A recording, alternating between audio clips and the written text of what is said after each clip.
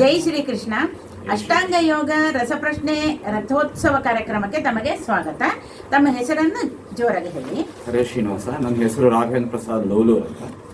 ರಾಘವೇಂದ್ರ ಪ್ರಸಾದ್ ಲೋಲೂರ್ ಮನೆ ಹೆಸರು. ಅನಂತಪುರದಲ್ಲಿ ಇರ್ತೀರಾ ನೀವು? ರೀತ್ಯ ಇಲ್ಲೇ ಇದ್ದೀನಿ ಬೆಂಗಳೂರಲ್ಲಿ. ನಮ್ಮ ಸ್ವಸ್ಥಲ ಅನಂತಪುರ. ಪ್ರಾಣದೇವರಿದ್ದಾರೆ, ಹೌದು. ಪುಣ್ಯ ಸ್ಥಳ. ಈಗ ತಮಗೆ ನಾನು ಅಷ್ಟಾಂಗ ಯೋಗದಲ್ಲಿ ಪ್ರಶ್ನೆಗಳನ್ನು ಕೇಳಲಿಕ್ಕೆ ಶುರು ಮಾಡ್ತಾ ಇದ್ದೀನಿ. ಮೊದಲನೇ ಪ್ರಶ್ನೆ, ವೇದಶಾಸ್ತ್ರವ ಓದುವುದು ಒಂದು ಸ್ನಾನ. ವೇದಶಾಸ್ತ್ರವ ಓದುವುದು ಒಂದು ಸ್ನಾನ ಎಂದು ಹೇಳಿದ ದಾಸರು ಯಾರು? ಶ್ರೀ ಪುರಂದರದಾಸರು.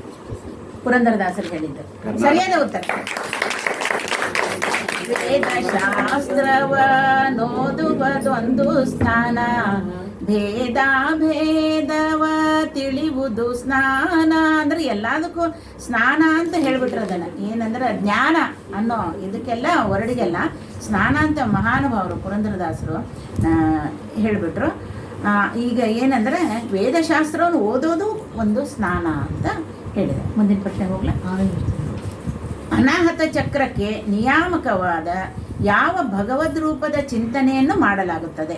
ಅನಾಹತ ಚಕ್ರಕ್ಕೆ ನಿಯಾಮಕವಾದ ಯಾವ ಭಗವದ್ ರೂಪ ಚಿಂತನೆಯನ್ನು ಮಾಡಲಾಗುತ್ತದೆ? ಶ್ವೇತವರ್ಣದ ವಾಸುದೇವ. ಶ್ವೇತವರ್ಣ. ಶ್ವೇತವರ್ಣ ಅಂದ್ರೆ ಬಿಳಿ. ಹೌದು, ಶ್ವೇತವರ್ಣ, ಶುಭ್ರವಾದಂತ ಬಿಳಿ ವರ್ಣ. ಸರಿಯಾದ ಉತ್ತರ. ಸಹಸ್ರಾರ ಸಾಸಿರದಳ ಕಮಲ, ಶ್ವೇತವರ್ಣದ ಸುಂದರ ಕಮಲ. ಸಹಸ್ರಾರ ಸಾಸಿರದಳ ಕಮಲ, ವಾಸುದೇವ ರೂಪಿಯ ತುರಿಯ ರೂಪದ ತೋರುವ ಸಹಸ್ರಾರ ಕಮಲ. ವಾಸುದೇವ ರೂಪಿಯ ತುರಿಯ ರೂಪವ ತೋರುವ ಸಹಸ್ರಾರ ಕಮಲ. ಅಪ್ರಾಕೃತ ರಜತ ಪೀಠದಿ ಕಾಣುವ ಬಿಂಬರೂಪಿಯ ಸಹಸ್ರಾರ ಕಮಲ. ಸಹಸ್ರಾರ ಸಾಸಿರದಳ ಕಮಲ, ಶ್ವೇತವರ್ಣದ ಸುಂದರ ಕಮಲ.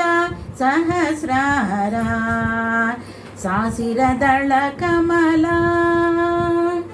ಮುಂದೆ ಹೋಗೋಣ ಮೂರನೇ ಪ್ರಶ್ನೆಗೆ. ತುಂಬಾ ಅರ್ಥವಾಗುವಂತ ಹಾಡುಗಳಿಗೆ ತುಂಬಾ ಸಂತೋಷಪಡಿಸಿದ್ರಿ. ಮುಂದಿನ ಇದಕ್ಕೆ ಅಂದ್ರೆ ಶ್ವೇತವರ್ಣಕ್ಕೆ ವಾಸುದೇವಿ ರೂಪಿಯ ಒಂದು ಚಿಂತನೆ ಆಯಿತು. ಮುಂದೆ ಹೋಗೋಣ. ಅಸುರಿ ಸಂಪತ್ತು ಯಾವುದಕ್ಕೆ ಕಾರಣವಾಗುತ್ತದೆ ಎಂದು ಶ್ರೀಕೃಷ್ಣನು ಅರ್ಜುನನಿಗೆ ಹೇಳಿದನು? ಅಸುರಿ ಸಂಪತ್ತು ಯಾವುದಕ್ಕೆ ಕಾರಣವಾಗುತ್ತದೆ ಎಂದು ಶ್ರೀಕೃಷ್ಣನು ಅರ್ಜುನನಿಗೆ ಹೇಳಿದನು? 3 ಗುಣಗಳಾದ ಸಾತ್ವಿಕ, ರಾಜಸ ಮತ್ತು ತಾಮಸ. ಈ ಗುಣಗಳಲ್ಲಿ ತಾಮಸ ಗುಣಕ್ಕೆ ಕೂಡಿ ಬರುತ್ತೆ ಅಸುರಿ ಗುಣ ಅಂತ. ಅಸುರಿ ಸಂಪತ್ತು ನಮಗೇನ ತಮಸ್ಸಿಗೆ ಕಾರಣವಾಗುತ್ತೆ. ತಮಸ್ಸಿಗೆ ಕಾರಣ. ಸರಿಯಾದ ಉತ್ತರ. ಸಂಪತ್ತು ಬೇಕು. ಭಾಗ್ಯದ ಲಕ್ಷ್ಮಿ ಬಾರಮ್ಮ ಅಂತ ಕರಿತಾ ಇರ್ತೀವಿ. ಹೆಜ್ಜೆಯ ಮೇಲೊಂದು ಹೆಜ್ಜೆಯ ನಿಕ್ಕುತ ಗೆಜ್ಜೆ ಕಾಲಿನ ನಾದವ ತೋರುತ, ಸಜ್ಜನ ಸಾಧು ಪೂಜೆಯ ವೇಳೆಗೆ ಮಜ್ಜಿಗೆಯೊಳಗಿನ ಬೆಣ್ಣೆಯಂತೆ. ಆಮೇಲೆ ಹೇಳ್ತಾರೆ, ಕನಕಾವೃಷ್ಟಿಯ ಕರೆಯುತ ಬಾರೆ ಮನಕೆ ಮಾನವ ಸಿದ್ಧಿಯು ತೋರೆ, ದಿನಕರ ಕೋಟಿ ತೇಜದಿ ಹೊಳೆಯುವ ಜನಕರಾಯನ ಕುಮಾರಿ ಬೇಗ, ಸಕ್ಕರೆ ತುಪ್ಪ ಕಾಲುವೆ ಹರಿಸಿ ಶುಕ್ರವಾರದ ಪೂಜೆಯ ವೇಳೆಗೆ ಅಕ್ಕರೆಯುಳ್ಳ ಅಳಗಿರಿ ರಂಗನ ಚೌಕ ಪುರಂದರ ವಿಠಲನ ರಾಣಿ ಕಾವ್ಯದ ಲಕ್ಷ್ಮೀ ಬಾರಮ್ಮ. ಏನ್ ಖುಷಿ ರೀ ಎಲ್ರಿಗೂ. ಹೇಳ್ತೀವಿ ಶುಭ ಶುಕ್ರವಾರ ಇವತ್ತು. ಇವತ್ತು ಲಕ್ಷ್ಮೀ ದೇವಿಗೆ ನಾವು ಕೇಳಲ್ವಾ? ಕೇಳ್ತೀವಿ. ಆ ಸಂಪತ್ತೆಲ್ಲ ಏನಾಗಿರ್ಬೇಕು? ಅಮ್ಮ ನಿನ್ನ ಪತಿಯ ಪೂಜೆಗೆ ಅದನ್ನ ನಾವು ದೈವಿ ಸಂಪತ್ತಾಗಿರ್ಲಿ.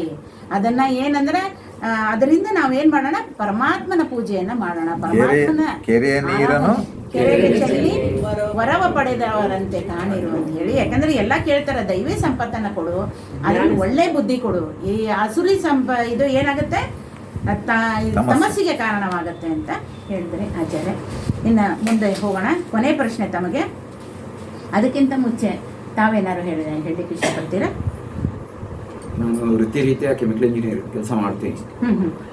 ಆದರೆ ಯಲಹಂಕ ಒಂದು 6 ವರ್ಷ ಆಗದೆ. ಇಲ್ಲಿಗೆ ಬಂದ ಮೇಲೆ ಸತ್ಸಂಗ ತುಂಬ ಅವಕಾಶ ಕೂಡಿ ಬಂದಿದೆ.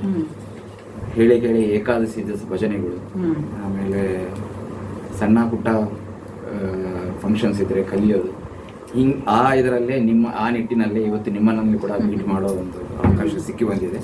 ಈ ಅವಕಾಶ ಮಾಡಿಕೊಟ್ಟ ವೇಣುಗೋಪಾಲ್ ಅವರಿಗೆ ಮತ್ತು ಶ್ರೀರಾಮಲಾಲ ಭಜಾಮಂದಿರ ಎಲ್ಲರಿಗೂ ನನ್ನ ಹೃತ್ಪೂರ್ವಕ ಅಭಿನಂದನೆ. ಎಲ್ಲದಕ್ಕೂ ಈ ಶ್ರೀರಾಮಲಲ್ಲಾನೇ ಮುಖ್ಯ. ಶ್ರೀರಾಮಲಲ್ಲ ಭಜನಾ ಮಂಡಳಿಗೆ ಕೊನೆ ಪ್ರಶ್ನೆಗೆ ಹೋಗೋಣ.